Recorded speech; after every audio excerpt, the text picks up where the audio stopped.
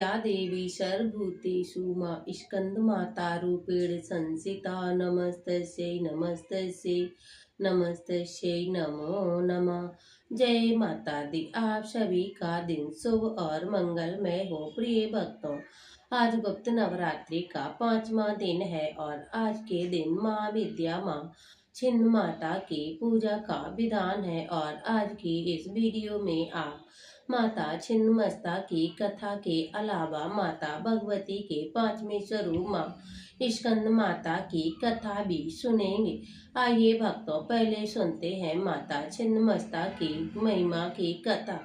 माँ विद्या माँ छिन्नमस्ता के महिमा के बारे में तंत्र शास्त्र में माँ विद्या छिन्नमस्ता की उपासना करने से समाज में मान मसा प्रसिद्ध मिलती है और पूर्वी भारत जैसे पश्चिमी बंगाल, झारखंड और उत्तर प्रदेश के अलावा नेपाल आदि देशों में इनकी विशेष रूप से पूजा की जाती है।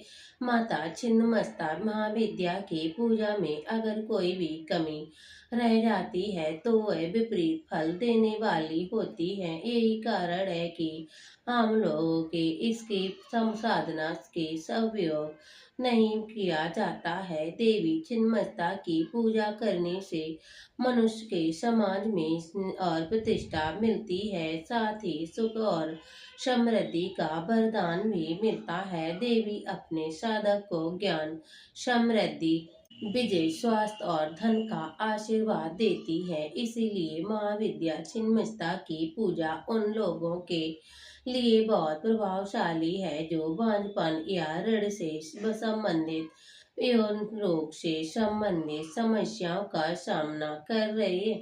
माता छिन्नमस्ता की पूजा व्यवसायिक हानि से उतरने में भी सहायता रखती है। माता छिन्नमस्ता की पूजा करने से समृद्धि, स्थिरता और लंबे जीवन के साथ साथ और भी अनगिनत लाभ होते हैं। देवी छिन्नमस्ता को माता चित्तपूर्णी का रूप माना गया है। शिव पुराण और मार्कंडेय पुराण में इस बात का वर्णन मिलता है। देवी छिन्नमस्ता ने राक्षसों का संहार कर देवताओं को उनसे मुक्त कराया था। देवी छिन्नमस्ता चिंता की पूर्णा रूप का स्वरूप है, इसीलिए इनकी पूजा कई अन्नों में उनके भक्तों के लिए फलदायी होती है। चिंता को दूर करने वाली देवी अपने भक्तों के सभी संकटों को दूर करती है, साथ ही सभी प्रकार की सिद्धियां भी प्रदान करती हैं। देवी का इसीलिए व्रत करना और उनका विधि विधान से पूजन करना बहुत ही शुभ फलदायी होता है। माता छिन्नमस्ता अपने गले में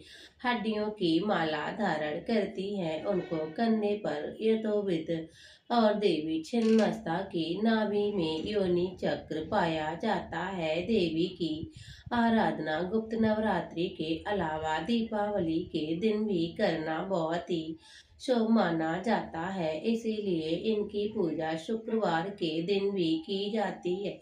माता के प्रादुर्भाव की कथा इस प्रकार है कि एक बार भगवती भवानी माता पार्वती ने ही लिया था छिन्नमस्ता का अवतार।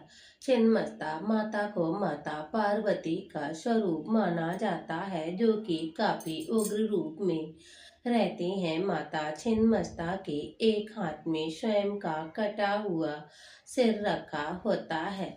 हमारे हिंदू धर्म में सभी देवताओं के अवतार की अलग अलग पौराणिक कथाएं प्रचलित हैं। 10 आदि शक्तियों में 6वां अवतार माता छिन्नमस्ता का माना गया है। छिन्नमस्ता माता को माँ पार्वती का ही स्वरूप माना जाता है, जो कि काफी उग्र रूप में रहती है। माता छिन्नमस्ता के हाथ में स्वयं का कटा हुआ सिर है और रखा हुआ है। मान्यता है कि माँ के इस रूप में सच्ची श्रद्धा से उपासना करने से भक्तों की सभी मनोकामना पूर्ण होती हैं और जीवन में सभी कष्टों का निवारण हो जाता है। आइए भक्तों, सुनते हैं माता पार्वती के छिन्नमस्ता माता के स्वरूप की पौराणिक कथा। एक बार माता पार्वती अपनी दो सहचारियों के साथ भ्रमण पर निकली। इस दौरान माता पार्वती की रास्ते में स्वयं मंदाकिनी नदी में स्नान करने की इच्छा हुई। माता पार्वती ने अपने सहचारियों से भी स्नान करने को कहा, परंतु दोनों ने स्नान करने से इनकार कर दिया और कहा कि हमको भूख लग रही है। इस पर माता पार्वती ने उनको कुछ देर आराम करने को कहा और स्नान करने को चली गई। माँ काफी देर तक स्नान करती रही। इसी बीच दोनों सहचारी कहती रही कि उनको भूख लग रही है, लेकिन माता ने दोनों की बात को अनसुना कर दिया। इन पर दोनों सहचारियों ने माता से कहा, माँ तो अपने शिशु का पेट भरने के लिए अपना रक्त तक पिला देती है, परंतु आप हमारी भूख के लिए कुछ भी नहीं कर सकती हो। ये बात सुनकर माता पार्वती को क्रोध आ जाता और नदी से बाहर आकर खड़ग से आह्वान करके अपने सिर को काट लेती हैं, जिसके उनके धड़ से रक्त की 3 धाराएं निकलती। 2 धाराएं दोनों सहचारियों के मुख में गिरती, तीसरी धारा माँ के स्वयं के मुख में गिरती। इससे सभी देवता के बीच कोहराम मच गया और जिसके बाद भगवान भोलेनाथ शिव कमंद का रूप धारण कर देवी से प्रपन्न रूप को शांत करते हैं। तब से माता पार्वती के इस रूप में छिन्नमस्ता कहा जाता है। और ये तो थी माता छिन्नमस्ता की संपूर्ण कथा। अब हम सब सुनते हैं माता स्कंद माता की कथा। प्रिय भक्तों, नवरात्रि के 5वें दिन स्कंद माता की पूजा की जाती है। स्कंद माता देवी दुर्गा का 5वां अवतार है। स्कंद माता के 2 शब्दों से मिलकर बना है स्कंद माता, और इसका अर्थ होता है स्कंद की माता। स्कंद का अर्थ है कार्तिकेय, जो कि महादेव और माता पार्वती के पुत्र है। माता का अर्थ है माँ, और इसी प्रकार स्कंद माता माता पार्वती एक ही रूप है। तो आइए भक्तों, हम तब सुनते हैं माता स्कंद माता की कथा। कथा में माता स्कंद की 4 भुजाएं और एक हाथ में कार्तिकेय को पकड़े हुए हैं। उनके दूसरे व तीसरे हाथ में कमल का पुष्प है और चौथे हाथ में स्कंद माता अपने भक्तों को आशीर्वाद देती हैं। स्कंद माता की सवारी एक शेर है। स्कंद माता विशुद्ध चक्र की अधिष्ठात्री देवी है। विशुद्ध चक्र अपने हमारे गले में उभरते हुए भाग के नीचे स्थिर होती है। स्कंद माता के सच्चे मन से पूजा करने से विशुद्ध चक्र जागृत हो जाता है, जिससे बैरी की श्रद्धि प्राप्त होती है। और माता स्कंद की बाण मयूर है, इसीलिए इन्हें मयूर बाण के नाम से भी जाना जाता है। उनका वर्ण यानी कि त्वचा का रंग शुभ्र है। माता हमेशा कमल पर विराजमान रहती हैं और इसीलिए वह पदाशना देवी भी के रूप में भी जानी जाती है और उनकी पूजा की जाती है। माता स्कंद माता का मन पूर्ण रूप से लौकिक और सांसारिक संबंधों से दूर रहता है। माता स्कंद माता का पूजन करने वाले व्यक्ति और जीव मुख्यतः सांसारिक बंधनों से रहकर उसे मुक्ति प्राप्त होती है। माँ दुर्गा के स्कंद माता अवतार की ऐसी मान्यता है कि माता सरस्वती द्वारा अपना देह त्यागने के बाद भगवान भोलेनाथ शिव ने खुद को सजा देने के लिए स्वयं ही सांसारिक बंधनों से दूर कर लिया और एक तपस्वी के रूप में पहाड़ों के बीच कड़ी धूप में तपस्या करने चले गए। इसी दौरान तारकासुर और सूर्यवर नाम के 2 राक्षसों ने देवताओं पर हमला कर दिया। उस चक्र देवताओं की मदद करने के लिए कोई नहीं था। तब तारकासुर और शूरपण दोनों नामक राक्षसों को ब्रह्मा जी द्वारा ये वरदान प्राप्त हुआ था कि उन्हें मारने के लिए शिव जी की संतान को ही आना पड़ेगा। उन राक्षसों ने चारों ओर कलह का माहौल बनाया हुआ था और अपने आसपास हर किसी को परेशान करने लगे थे। इन दोनों राक्षसों ने अत्याचारों को देख देवतागण भी चिंतित हुए।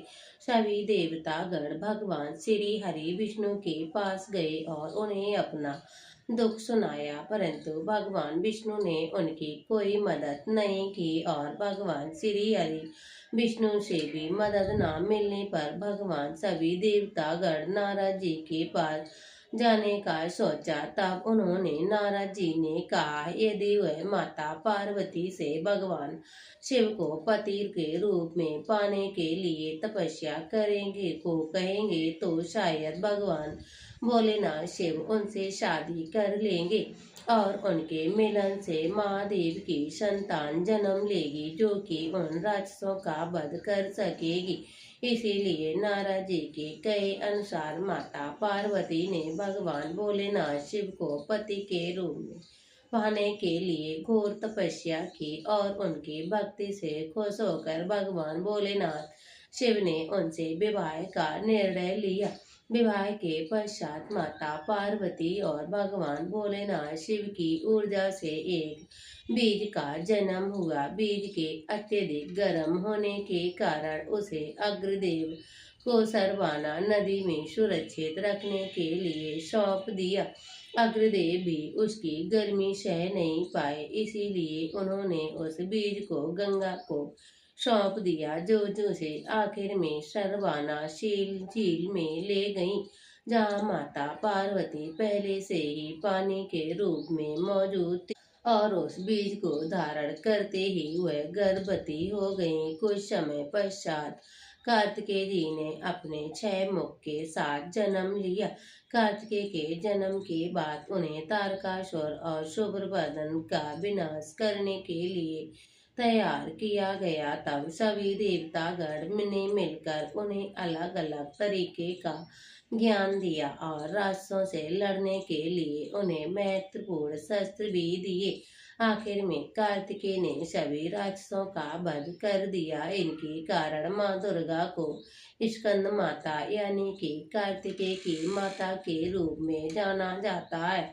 स्कंद माता के मंदिर पूरे भारतवर्ष में कई जगह स्थापित है, लेकिन उनमें से एक महत्वपूर्ण प्रचलित उत्तर प्रदेश के वाराणसी में स्थित देवी दुर्गा के 5वें स्वरूप में स्कंद माता की पूजा की जाती है और उन्हें अत्यंत दयालु माना जाता है। कहते हैं देवी दुर्गा का ये रूप मातृत्व को परिभाषित करता है। स्कंद माता कमल आसन पर विराजमान होती है, इसीलिए उन्हें पद्मासना देवी भी कहते हैं कि संतान सुख की प्राप्ति के लिए माता की पूजा के साथ उनके मंत्र की आराधना भी फलदायी होती है। आइए भक्तों, माता की आराधना का विशेष मंत्र जाने। ओमकार स्वरूपी स्कंद माता जो अपने भक्तों की समस्त इच्छाओं को क्षण भर में पूर्ण कर देने वाली है और उनको चरणों में बारंबार नमस्कार है। हे स्कंद माता की उपासना से बाल रूप स्कंद भगवान की उपासना स्वयं हो जाती है। माँ स्कंद माता की उपासना से उपासक की समस्त इच्छाएं पूर्ण होती हैं और हमें स्कंद माता की शरण प्राप्त होती है। यही प्रार्थना हमें करनी चाहिए। माँ दुर्गा का स्कंद अवतार हमें ये बतलाता है कि कैसे माँ सदैव अपने बच्चों को अच्छाई और बुराई का बढ़ावा सिखाती है कि भी किसी जीवन में बुराई का सामना करने के लिए शस्त्र भी उठाने पड़े तो माँ अपना पूरा समर्थन करती हैं। इसीलिए हमें अपनी माँ का सदैव सम्मान करना चाहिए और उन्हें हर चीज के लिए शुक्रिया कहना चाहिए। प्रिय भक्तों, ये तो थी संपूर्ण स्कंद माता की व्रत कथा। प्रिय भक्तों, अब हम सब पूजा में हुई गलती के लिए माता रानी से क्षमा मांगे। हे परमेश्वरी, मेरे द्वारा दिन रात सहस्त्र अपराध होते हैं। मैं आपकी दासी हूँ, ऐसा जानकर मेरे हर अपराधों को क्षमा करना। मैं पूजा करना नहीं जानती, पूजा करने का ढंग भी नहीं जानती। मैंने जो मंत्रहीन, भक्तिहीन, क्रियाहीन पूजन किया है वह आपकी कृपया से पूर्ण हो। जो माता के पुकारे उसका कल्याण होता है। मैं तो आपकी दासी हूँ, ऐसा जानकर मेरे हर अपराधों को क्षमा करना। हे परमेश्वरी, मैं पूजा करना नहीं जानती, पूजा करने का ढंग भी नहीं जानती। मैंने जो मंत्रहीन, भक्तिहीन, क्रियाहीन पूजन किया है वो आपकी कृपया से पूर्ण। हे माँ, जो जगदम्ब कह के पुकारे उसका कल्याण होता है। मैं तो आपकी दासी हूँ, ऐसा जानकर मेरे हर अपराधों को क्षमा करना। बोलो माता रानी की जय। कथा संपूर्ण हुई।